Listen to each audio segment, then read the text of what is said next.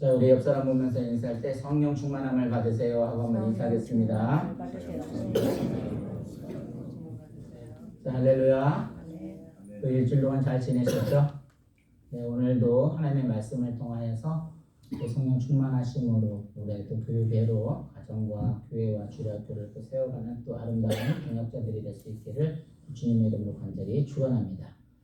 달라스 우리 교회가 올해 몇 년 차가 되는지 아세요? 21년. 네, 21년이 됩니다. 사회에서도 만 20세 이상이 되면 성인이 됩니다.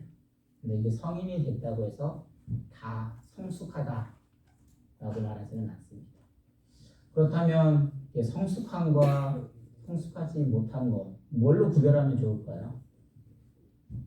아마 여러 가지가 있을 것입니다. 근데 그 중에 하나, 누구를 탓하느냐, 그런 것이 아닐까라는 고민을 해보게 됩니다. 예를 들면 어린아이가 있어요.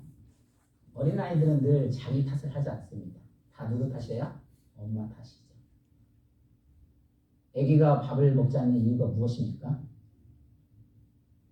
엄마가 맛있는 밥을 안 해주기 때문에 안 먹어요. 아이들이 물건을 잃어버렸어요. 왜 잃어버린 거죠? 김창민 사모님, 왜 잃어버린 거죠? 엄마가 물건을 잘 챙겨주지 않기 때문에 잃어버리는 거예요. 심지어 아이가 커가지고 학교에서 시험을 봐요. 근데 시험을 못 봤어요. 왜 시험을 못 봤을까요? 엄마가 안 지켜줘서. 네, 엄마가 새벽에 일찍 안 깨워줘서 시험 공부를 안 해서 시험을 못 본 거예요. 이처럼 어린 아이는 늘 모든 책임을 그냥 다른 사람에게 돌리고 그러나 성인이 되어서도 미성숙으로부터 탈피하지 못한 사람들이 있어요. 예를 들면 모든 것을 나의 탓으로 돌리지 않고 다른 사람의 핑계를 대는 거예요. 그래서 어떤 물건 뭐가 잘못되어지면 이건 내가 아니라 저 사람 때문에 그래. 저 사람 때문에. 심지어 이제 더 나아가서는 하나님까지 이렇게 핑계를 대기도 합니다. 그래서 사람들은 이런 사람들을 가리켜서 그 사람들을 보통 우리는 뭐라고 말해요? 그 사람들, 이렇게 남의 탓을 하고 자기의 잘못을 무조건 모한 사람들을 미성숙아 또는 유치하다는 말을 합니다. 근데 그 유치하다는 말은 똑같은 어린이에게는 그런 말을 사용하지 않아요. 왜? 그 어린이는 언제든지 성장을 할 수 있고 또 성장하는 과정을 거쳐야 하는 것이 보이기 때문에 그래요. 그런데 어른들은 이미 육체적으로 다 성장이 되어져 있는데 다만 정신적으로 아니면 행동하는 것들이 그 나이에 미치지 못하니까 유치하다, 미성숙하다 라고 말을 하는 겁니다. 그래서 오늘 저는 또 우리가 교회 21년 차가 되면서 올해 또 교육의 해라고 했는데 어떻게 해야 달라스 우리 교회가 정말 주일학교가 세워지고 또 교회가 세워지고 가정들이 세워나갈까 라는 말씀을 통해서 이 말씀을 보다가 신앙도 마찬가지라는 생각이 들어요. 신앙이 뭐냐? 하나님은 전능하신 분이세요. 그리고 예수님만이 나를 구원할 자이심을 고백하는 거죠. 그래서 그 예수님의 어떤 구원자이심을 고백하고 또 성령님이 함께 하시면 나와 함께 하시면 우리는 언제든지 올바른 길로 갈 수가 있어요. 그래서 우리는 이 삼위일체 하나님을 늘 신앙으로 고백하는 사람들이 모인 자리가 사실 이 자리예요. 그런데 이렇게 날마다 하나님 앞에 모였음에도 불구하고 자칫 잘못하면 우리가 늘 모든 것들이 뭐라고 하냐면 일은 분명히 내가 했음에도 불구하고 이건 하나님이 하게 하신 거야 라는 고백을 하게 한다고 그렇게 가르치고 있고 우리는 또 그런 삶을 살려고 하고 있습니다. 그런데 여기서 자칫 잘못하면 여기에 오류가 빠질 수 있는 게 아까 말씀드린 대로 예를 들어 내가 신앙적으로 성장하지 못했어요. 아니면 내가 하나님의 말씀을 듣지 못했어요. 아니면 내가 무슨 나쁜 짓을 했어요. 이건 하나님이 나에게 주변 환경과 모든 것들을 나쁘게 해서가 아니라 그건 뭐예요? 나의 책임이라는 거죠. 그래서 오늘 본문에 이제 배경을 보게 되면 예수님이 부활 승천하시기 전에 제자들에게 너희들 이 예를 예루살렘에서 내가 약속한 것을 기다리라고 말을 합니다. 예수님 이제 부활하신 후에 정말 그들이 예루살렘에서 예수님이 약속한 것을 기다리고 있는데 오순절날 어떤 일이 벌어져요? 휙 하고 그 바람이 불더니 그들에게 이제 성령이 임하게 되는 거예요. 그래서 120명의 제자들이 성령을 받아서 많은 사람들이 그걸 뭐 놀라는 거예요. 와, 이게 무슨 일이지? 그래서 다 하나같이 모여드는 거예요. 그래서 거기에서 이제 베드로가 설교를 딱 하는데 이 사람들이 뭐냐면 형제 우리 어찌할꼬? 라고 하는 이제 어떤 과정 중에 있는 본문의 배경을 가지고 있어요.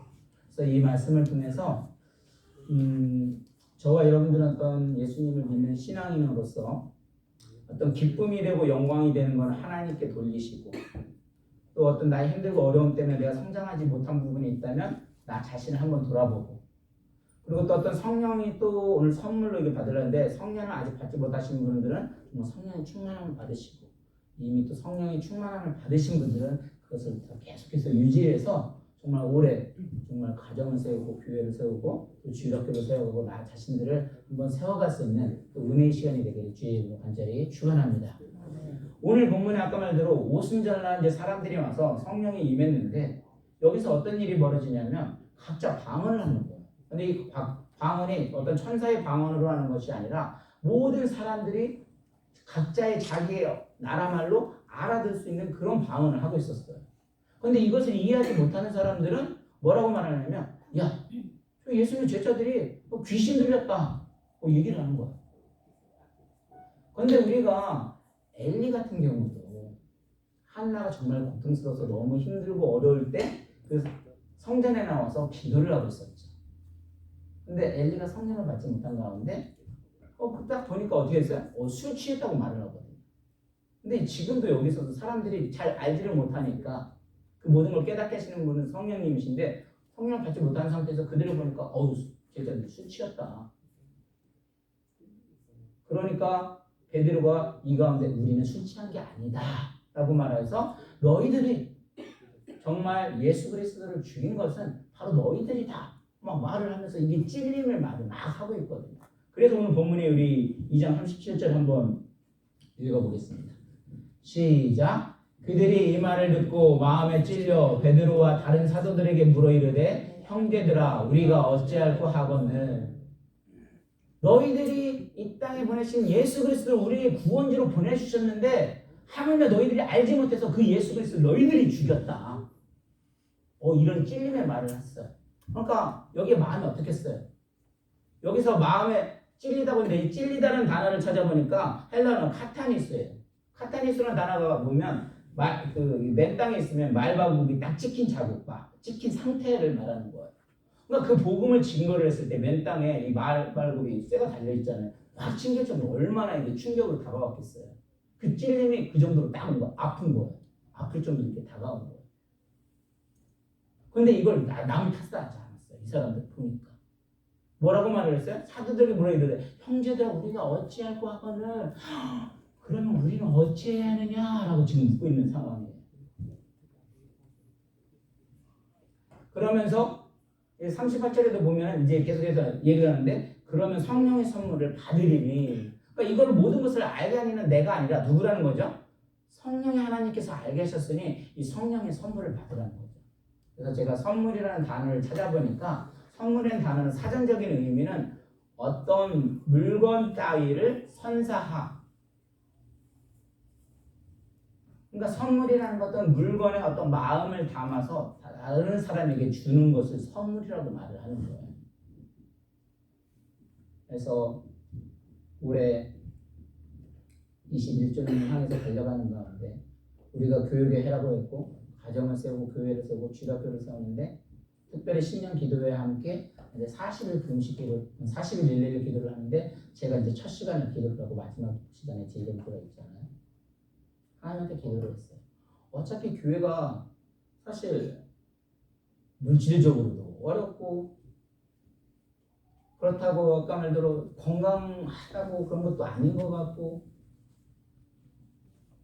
그러면서 마음에 주시는 게 뭐였냐면 야 상중아 어차피 달라스 의뢰를 너에게 맡겼는데 제 마음에 늘 고민했던 것이 교회의 어떤 물질 아니면 저의 몸 상태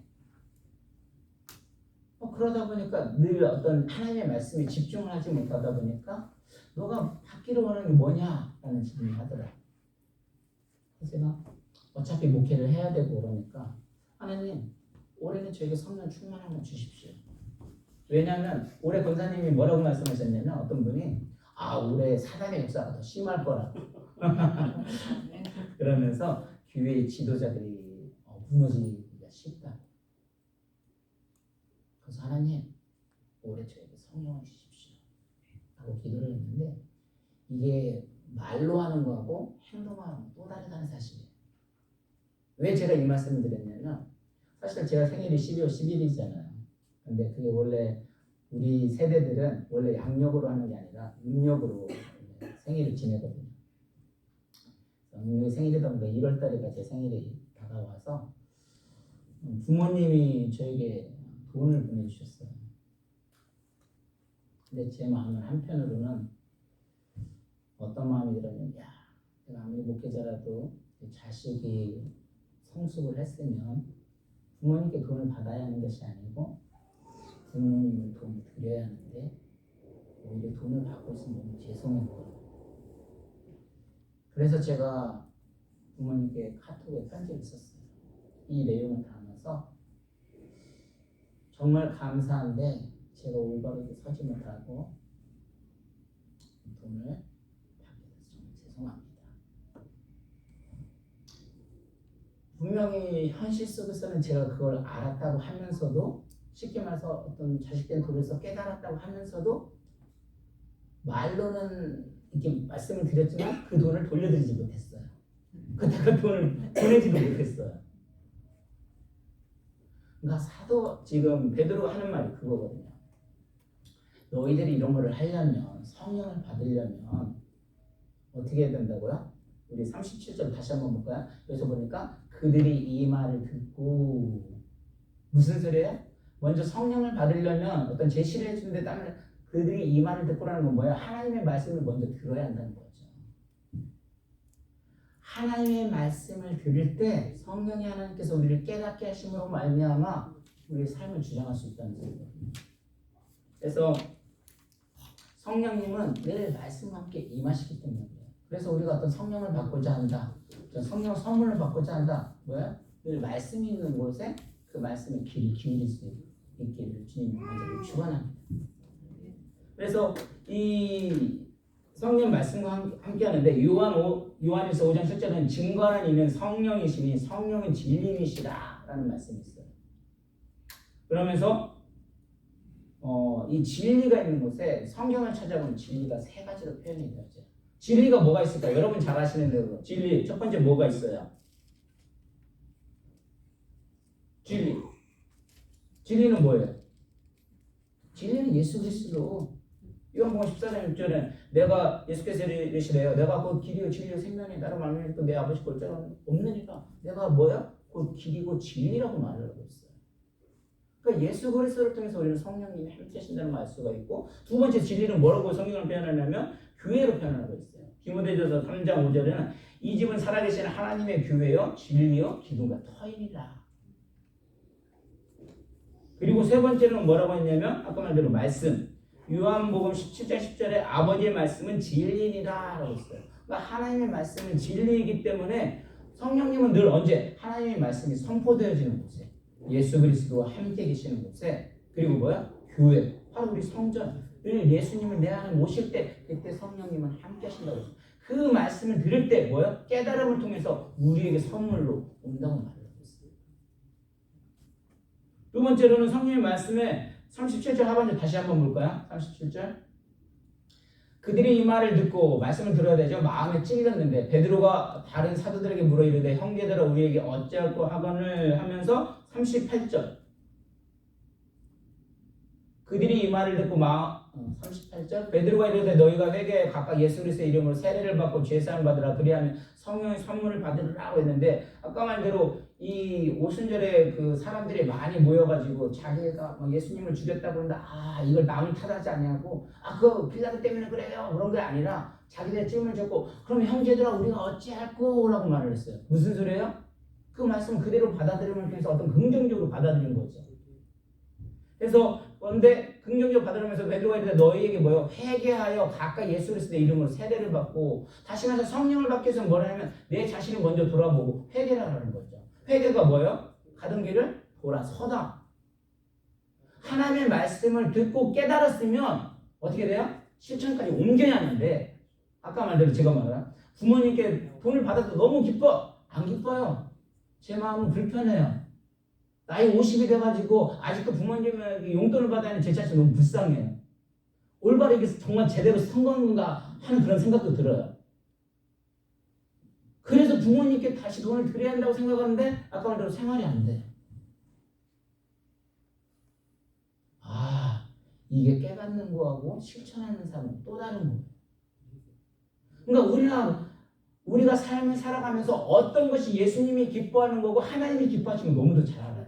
그런데 세상에서 삶을 막상 살아보려고 하면 어느 것이 옳은지를 아는데도 불구하고 성령을 쫓아가서 그 말씀대로 살아가야 하는데도 불구하고 때로는 그 말씀대로 살지 못하고 우리의 힘에 어떤 악의 유혹이 눌려서 돈을 버는 일에 우선순위해야 되고 먹고 사는 일에 우선순위 되어줘야 되고 근심 걱정 하나님을 믿으면 다 분명히 해결해 준다고 했는데도 불구하고 신앙 고백은 그렇게 하면서도 나 자신도 그렇게 못하는 걸 발견해요. 엊그제 토요일 날은 무슨 말을 했냐면 우리는 그리스도입니다. 왜요? 아까 말대로 우리는 예수님이 나의 구주임을 믿는 사람들의 모임의 공동체입니다. 그리고 예수님은 우리를 뭐라고 했냐면 빛과 소금이라고 했어요. 빛과 소금은 이 소금이라는 것은 어떤 이야기를 해주냐면 형체를 그대로 가지고 있어서는 절대로 녹아지지 않고서는 융화될 수가 없다라는 이야기를 말씀드렸어요. 다시 말해서 소금의 특징이 뭐라고 했었어요? 짜다. 그리고 부패를 방지한다. 그리고 소금이 녹아질 때 예를 들어 배추를 절인다고 하잖아요. 배추도 그냥 소금이 있는 형체로 그렇게 돼서는 안 돼요. 배추가 어떻게 돼요? 소금이 그 배추에 녹아질 때 거기에 절여져서 그 맛을 낼 수 있는 거거든요. 다시 말해서 우리는 이미 소금의 형태를 가지고 있어요. 이미 예수님 빛과 소금이라고 말씀을 하셨어요. 이미 그 빛도 나의 빛이 아니라 예수님의 그 빛을 이미 내 안에 가지고 있어요. 그런데 내가 죽지 아니하면 내 안에 있는 예수 그리스도가 내 안에 있는 어떤 그 소금의 형체가 자체로는 어려운 거예요. 완전히 죽어질 때 그 배추가 절여져서 그 김치의 맛을 낼 수 있는 것처럼 내가 죽어질 때 예수 그리스도가 역사할 수 있구나. 그래서 토요일날도 서정 목사님도 그 말씀 하시더라고요. 하나님 앞에 쓰임을 받으려면 내가 죽지 않으면 절대 안 된다. 근데 내가 안 죽어지는 거예요. 근데 무서운 건 뭐냐면 하나님이 어차피 주의 종으로 쓰기 위해서는 죽어지지 않으면 하나님이 죽인대요. 무서운 말이죠. 하나님한테 맞으면 되게 무섭잖아. 그래서 지금 여기서도 똑같은 말을 하고 있어요. 중요한 것은 회개하라고 말했지만 너희들 모두 회개하고 너희 각자는 지금 세례를 받게 하라고 했는데 이 세례 받는 것도 뭐예요? 결국은 나 자는 어떤 본태 어떤 형질을 말하는 것이 아니라 그 속에 있는 세례의 의미는 뭐예요? 나 자는 죽어지고 물로 세례를 받는 나는 죽어지고 물 안에 죽어지고 뭐예요? 내 안에 있는 예수 그리스도의 힘으로 말미암아 살겠습니다 고백하는 것이 세례잖아요. 그 세례의 의미가 그거잖아요. 그래서 너희는 그런 회개의 세례를 받고 죄사함을 받으라. 그리하면 성령의 선물을 받으리라. 그래서 그 예수님이 나는 죽어지고 예수님이 살 때 그 그리스도와 연합한 생활들을 살 수가 있더라고요. 그럴 때 그럴 때 성령의 선물이 아까 말대로 들어오심으로 말미암아 그리스도의 연합된 생활들이 이게 연결이 되는 거예요. 그래서 성령을 포함해서 성령 충만한 삶을 살아가야 할 뭐예요? 그리스도의 의무와 책임이 나에게 있다는 거죠.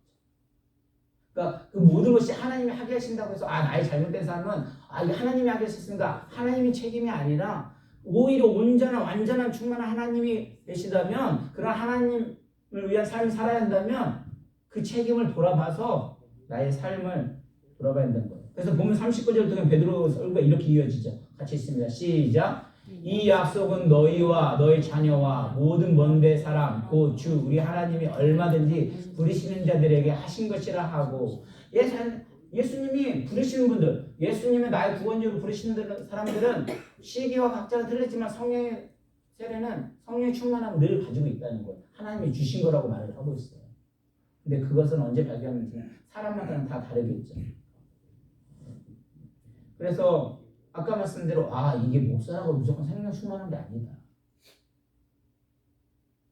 오늘날 참 마음이 아픈 게 뭐냐면 토요일에도 그 얘기했지만 내가 예수님을 믿는다고 하는데 목회자인데도 예수 냄새가 안 나요. 분명히 권사님인데도 예수님의 냄새가 안 나는 거예요. 왜 그럴까요? 이 말씀을 말하면 어제로 말하면 내가 죽어지지 않았기 때문에 오늘로 말하면 나는 죽어지고 예수 그리스도가 살아나야 하는 내가 죽지 않았기 때문에 이런 냄새가 안 나는 거예요. 그래서 지식으로는 늘 예수 그리스도를 닮아가야 되고 하나님의 형상을 따라서 온전하게 하나님의 성품 예수 그리스도의 향기를 품어야 한다고 하는데 내 삶 속에서는 그게 안 되거든요. 장모님도 여기 와서 계시지만 저 이 주차장 때문에 스트레스 많이 받았거든요. 근데 제 삶 속에서 뭐라고 하면 제 성격이 예전에도 지난주도 얘기했지만 누가 저 한 대 치면 제가 한 대 맞고 마는 사람이에요. 태권도가 치고 다니는데 저 한 대 맞으면 전 두세 대 때리는 사람이거든요. 막 화가 나는 거예요. 여기까지. 그럼에도 불구하고 그래도 목사니까 참아야지 하는데 이게 삶 속에서는 이렇게 되지 않다 보니까 힘든 거예요. 장모님 볼 때 올 때는 죄송하기도 하죠. 내내 제 찾아가면서. 그러면서 40절에 말을 합니다. 우리 40절 한번 읽어볼까요? 시작. 또 여러 말로 확증하며 권하여 이르되 너희가 이 패역한 세대에서 구원을 받으라 하니 이 패역한 단어를 찾아보니까 스컬리우스에서 삐뚤어졌다. 이 패역한 세대는 세상은 그만큼 삐뚤어져 있어요. 근데 이 삐뚤어진 세상 가운데서도 성령의 충만함을 받으면 성령이 하나님이 하시면 올바르게 구원을 받을 수 있거든요. 내 자아의 모습 속에는 아까도 말씀드린 저 정말 지는 거 싫어하는 사람입니다. 경쟁에서 아직도 이기고 싶어 하고요. 저 시기 질투도 많은 사람이고 욕심도 많은 사람이고요. 때로는 정말 교회도 막 성장하고 싶은 그런 마음도 많이 가지고 있어요. 근데 늘 하는 것이 목회는 내 마음대로 되는 게 아니거든요. 하나님이 해주셔야 하는데 그걸 머리로는 알고 있는데 삶 속에서 따라가지 못하니까 그러니까 제가 너무 힘든 거예요. 그래서 올해 교육의 해피로서 정말 어떻게 해야 주일학교를 세우고 교회를 세우고 또 우리가 가정들을 세울 수 있을까? 성령의 세례, 성령님이 나와 함께 하심으로 말미암아 그 길을 온전하게 갈 수 있을 때 하나님이 정말 교회를 세워주시고 주일학교를 세워주시고 가정을 세워주고 담임 목회자를 세워주시고 교육자들과 협력하는 부분도 마찬가지죠. 그렇게 세워줄 수 있겠구나 하는 생각이 들어갑니다. 그래서 결론을 내겠습니다. 아직도 우리가 늘 예수님을 믿는 어떤 구원을 받은 백성으로 이 자리에 모였는데 내가 아직도 어떤 성령의 충만함을 받지 못했다면 정말 이 말씀을 통해서 말씀을 가까이 하고 교회를 가까이 하고 또 그리스도를 통하여서 정말 성령을 받을 수 있는 시간이 되시기를 원하고 또 내가 이미 성령의 충만함을 받으신 분이 있다면 그것이 지속될 수 있는 길이 무엇인가를 배웠어요. 그래서 올 한 해 우리가 전능하신 하나님을 믿습니까? 그렇다면 내 성격, 내 자아를 조금 더 내려놓으셔서 정말 그리스도의 말씀으로 또 어떤 소금과 빛이라고 했는데 그 소금이 주어질 때 그 세상과 융화돼서 그 맛을 나타내는 거죠. 우리는 빛과 그리스도의 잔에 있던 그 절대 그 맛을 이룰 수는 없어요. 그러나 그 형체로 남아있을 때는 쓰임을 받을 수가 없어요. 하나님께도 쓰임 받기 위해서라도 더욱더 그리스도의 모습으로 빛을 발하고 또 향기를 품어줘서 우리가 정말 가정과 교회와 주일학교가 또 세워지는 가운데 올해 또 힘차게 정말 사실을 기도할 때 정말 은혜의 시간 되시고 정말 성령 충만함 받으셔서 또 힘차게 달려갈 수 있는 아름다운 동역자가 되기를 오늘도 주님의 이름으로 간절히 축원합니다. 우리 시간 함께 기도하겠습니다. 기도할 때